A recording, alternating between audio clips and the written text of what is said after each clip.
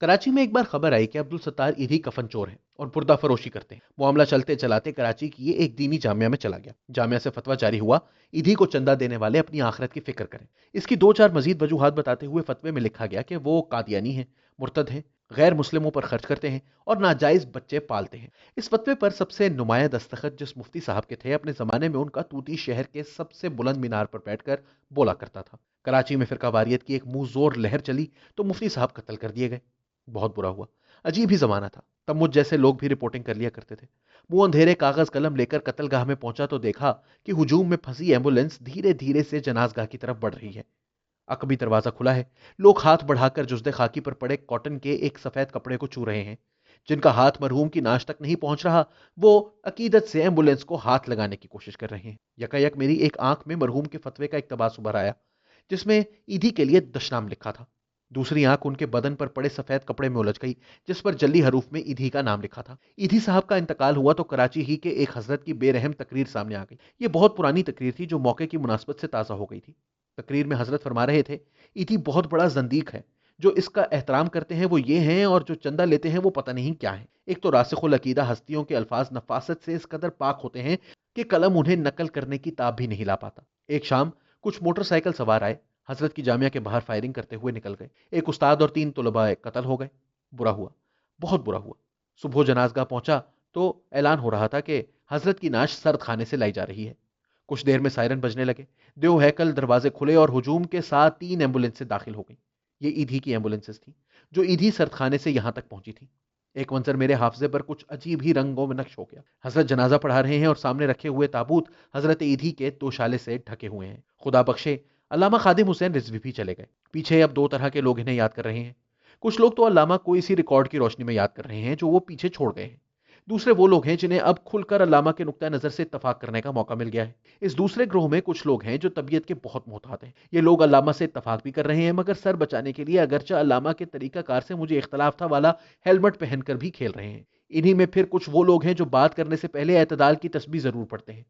یہی لوگ ہیں جو کل سے علامہ کے لیے خلوص کے اضافی نمبروں کا تقاضا کر رہے ہیں۔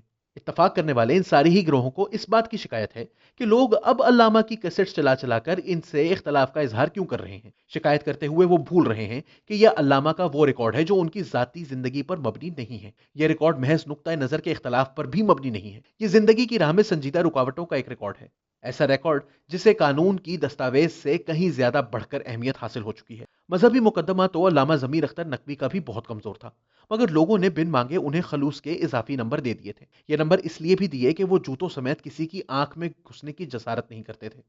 ہو سکتا ہے ماتم اچھی بات نہ ہو، مگر یہ رسم وہ دوسروں کے سینے پر ادا نہیں کرتے تھے۔ اپنے دائرے میں اپنے ہاتھوں سے اپنا سینہ پیٹتے تھے۔ کوئی بات اچھی نہ لگتی تو ہلاک نہیں کرتے تھے، خاموشی سے بلاک کر دیتے تھے۔ برا مان جاتے تو سخت سست ضرور کہہ جاتے تھے۔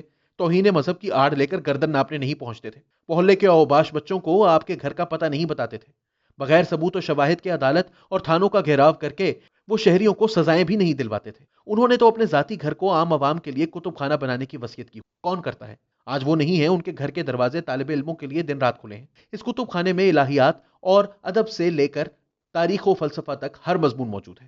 عبرانی اور عربی سے لے کر سنسکرت اور فارسی تک کیا ہے جو نہیں ہے یہاں۔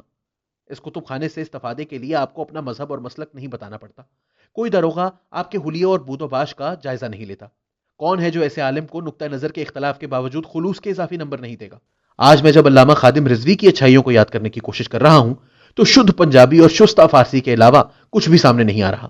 اس کے سوا جو بھی یاد آ رہا ہے، اس میں زندگی کے دانستہ تذلیل، تسلط، مداخلت، جلاؤ گھیراؤ، تعقب، دھونس، جبر اور نقص امن کے حوالوں کے سوا کچھ نہیں۔ یہ بھی یاد آ رہا ہے کہ مرنے والوں کی تذلیل و تحقیر کو علامہ نے ثواب ہی نہیں بتایا تھا، ہاتھ کھڑے کروا کر اس روایت کو آگے بڑھانے کا وعدہ لیا تھا۔ آسما جہانگیر ابھی دفنائی نہیں گئی تھی کہ علامہ نے ان کا کفن اور تابوت انسانیت سوز جملوں کے بھاڑ میں جھونک دیا تھا۔ ان کا ذکر کرتے ہوئے فرمایا، میں اس کا نام بھی نہیں لے سکتا کہ کہیں مائک نہ پلید ہو جائے۔ ایک موقع پر فرمایا، مسجد میں بیٹھا ہوں اس لیے اس کا نام نہیں لے رہا۔ آسما جہانگیر تو چلیے مردود حرم تھی، جنید جمشید تو کم از کم حرم کے پاسبانوں میں شمار رکھتے تھے۔ عین اس وقت کے جب جنازے کی تکبیر کہی جا رہی تھی، علامہ کے مریدوں نے آگے بڑھ کر تابوت کو لات مار دی تھی۔ یعنی جنید کے وجود میں بچا ہی کیا تھا جو ہم 3 دن تک نوچ رہے تھے۔ عبدالستار ایدھی کا انتقال ہوا تو علامہ بہشت کے دروازے پر کھڑے ہو گئے تھے۔ وہ کسی طور اس بات پر آمادہ نہیں تھے کہ ایدھی صاحب کی بخشش ہو سکے۔ وہ اس بات پر احتجاج کر رہے تھے کہ ایدھی صاحب نے کسی بچے کو کبھی ناجائز کیوں نہیں سمجھا۔ پیدا ہونے والے کسی بھی بچے کا زندگی پر وہ حق تسلیم کیوں کرتے تھے؟ انہیں اس بات پر بھی اعتراض تھا کہ جاتے جاتے ایدھی صاحب نے اپنی آنکھیں کیوں دان کر دی۔ علامہ دنیا سے گزر گئے تو پیچھے سر تن سے جدا جیسے نعرے چھوڑ گئے ہیں، جو ان کی گلی میں رات سے لاؤڈ سپیکر پر گونج رہے ہیں۔ ایتھی گئے تھے تو اپنی دو آنکھیں چھوڑ گئے تھے، جو 16 سال سے نابینا ایک خاتون کو لگا دی گئی تھی۔